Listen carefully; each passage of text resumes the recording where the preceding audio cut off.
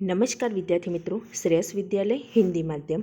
आज मैं 8वीं कक्षा में गणित में प्रकरण नंबर 6 वर्ग और वर्गमूल उसमें प्रश्नावली 6.1 पढ़ाऊंगी।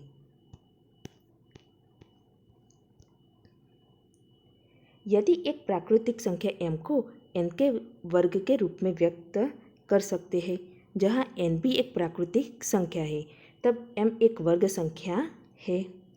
सभी वर्ग संख्या के अंत में इकाई स्थान पर 0, 1, 4, 5, 6 या 9 होता है। वर्ग संख्याओं के अंत में शून्यों की संख्या केवल सम होती है। वर्गमूल वर्ग की प्रतिलोम संक्रिया है। एक पूर्ण वर्ग संख्या के दो पूर्ण वर्गमूल होते हैं। धनात्मक वर्गमूल को संकेत ऐसे संकेत द्वारा व्यक्त किया जाता है। उदाहरण है 3 का वर्ग 9 होता है और वर्गमूल 9 बराबर 3 होता है। अब यहाँ हमें संख्या दी है और उसका वर्ग। तो 1 का वर्ग होता है 1, 2 का वर्ग होता है 4, 3 का वर्ग होता है 9, 4 का वर्ग होता है 16, 5 का वर्ग होता है 25, 6 का वर्ग होता है 36, 7 का वर्ग होता है 49, 8 का वर्ग होता है 64, 9 का वर्ग होता है 81, 10 का वर्ग होता है 100, 11 का वर्ग होता है 121, 12 का वर्ग होता है 144, 13 का वर्ग होता है 169, 14 का वर्ग होता है 196, 15 का वर्ग होता है 225, 16 का वर्ग होता है 256, 17 का वर्ग होता है 289, 18 का वर्ग होता है 324, 19 का वर्ग होता है 361 और 20 का वर्ग होता है 400। अब हम बात करते हैं प्रश्नावली 6.1 की। तो इसमें प्रश्न नंबर 1 में दिया है निम्नलिखित संख्याओं के वर्गों के इकाई के अंक क्या होगा। तो यहाँ में संख्या दी है 81। तो 81 में इकाई के स्थान पर 1 है और 1 का वर्ग 1 है, अतः 81 के वर्ग में इकाई का अंक 1 होगा। तो यहाँ में जो संख्या दी है उसका इकाई का जो अंक है उसका वर्ग करना है और ये वर्ग जो आता है वो ये संख्या का इकाई का अंक होगा।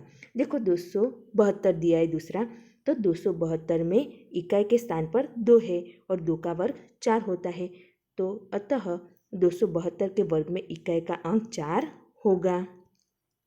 तीसरा है 799 में इकाई के स्थान पर 9 है और 9 का वर्ग 81 होता है, तो 81 में इकाई का अंक 1 है, तो अतः 799 के वर्ग में इकाई का अंक 1 होगा। तो ऐसे ही विद्यार्थी मित्रों आपको ये बाकी का जो है वो होमवर्क में करना है। ये जो संख्या है उसका इकाई का अंक है उसका वर्ग करना है और वर्ग में जो आता है वो इकाई का अंक आएगा। प्रश्न नंबर 2, निम्नलिखित संख्या स्पष्ट रूप से पूर्ण वर्ग संख्या नहीं है, इसका कारण कीजिए। तो संख्या है 1057। तो हम जानते हैं कि स्पष्ट रूप से पूर्ण वर्ग संख्या के इकाई के अंक 0, 1, 4, 5, 6 और 9 होते हैं।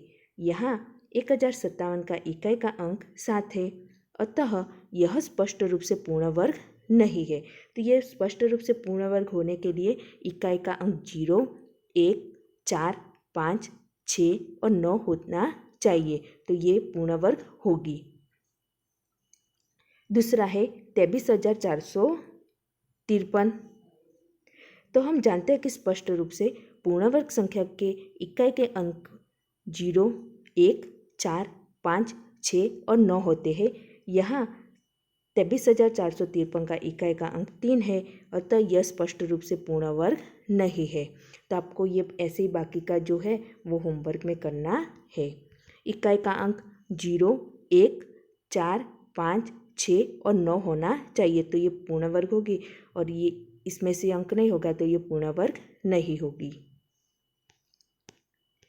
प्रश्न नंबर 3, निम्नलिखित संख्या में से किस संख्या का वर्ग विषम होगा।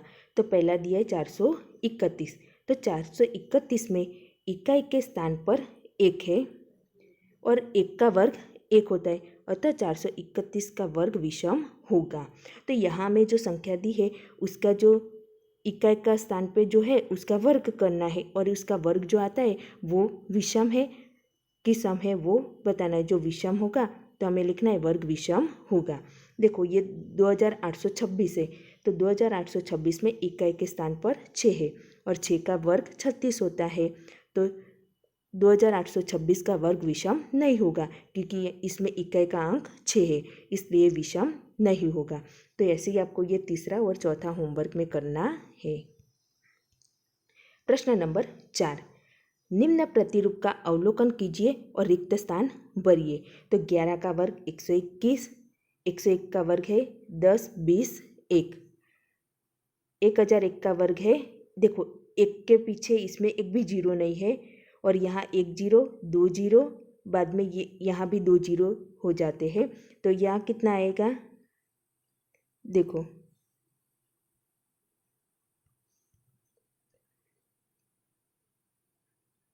यहाँ दिया है तो इसका ऐसा होगा और इसका ऐसे होगा, तो इसका ये वर्ग है।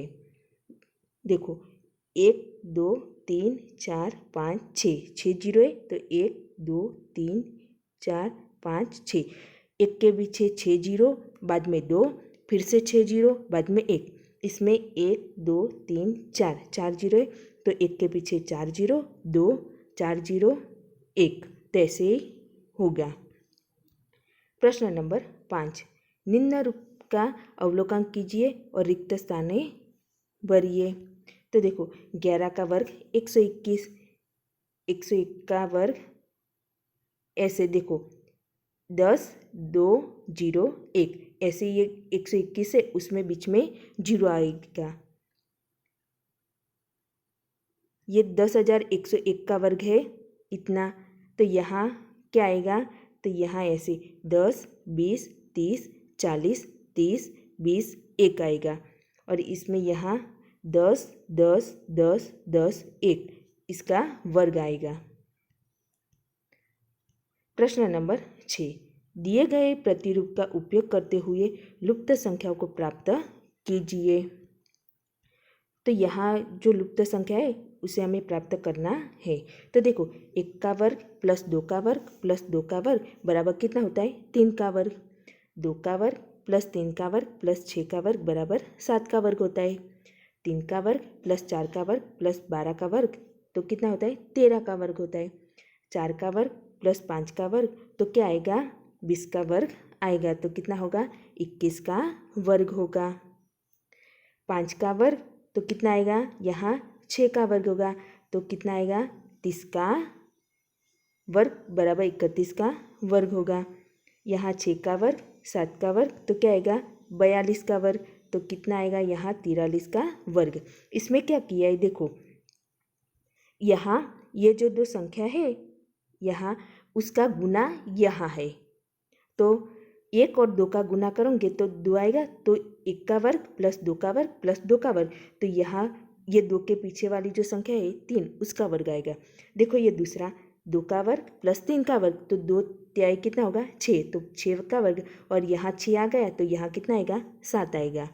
इसमें देखो 3 का वर्ग प्लस 4 का वर्ग, तो 3 चौक 12, तो 12 का वर्ग और 12 के पीछे कौन आता है, 13, तो इसका वर्ग होगा।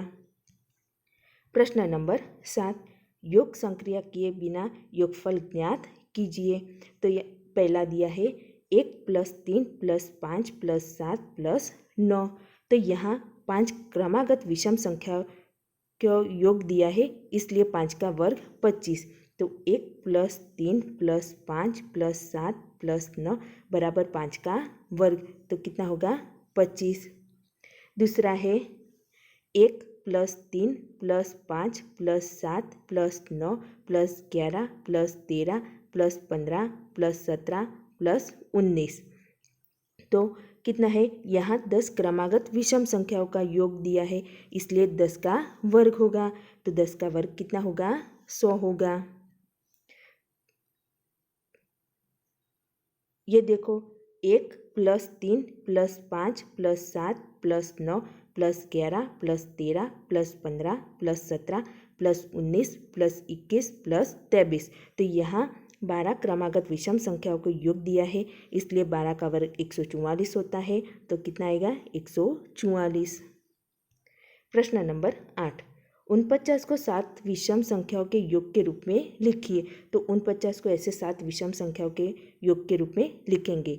1 + 3 + 5 + 7 + 9 + 11 + 13।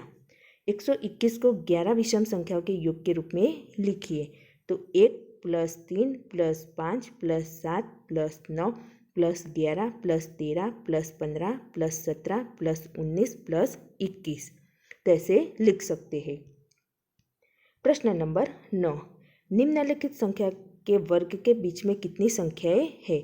तो इनके वर्ग में कितनी संख्याएं होगी? तो 12 और 13। तो हम जानते हैं कि n के वर्ग बराबर n + 1 के वर्ग के बीच में संख्या 2n होती है। तो यहाँ n बराबर 12 है, इसलिए 12 और 13 के बीच में संख्या है 2n। तो 2 × 12 बराबर 24 होगा। दूसरा है 25 और 26। तो हम जानते हैं कि n का वर्ग और n + 1 के वर्ग के बीच में संख्या 2n होती है। तो यहाँ n 25 है, तो 2n बराबर क्या होगा? 2 × 25 बराबर 50 होगा।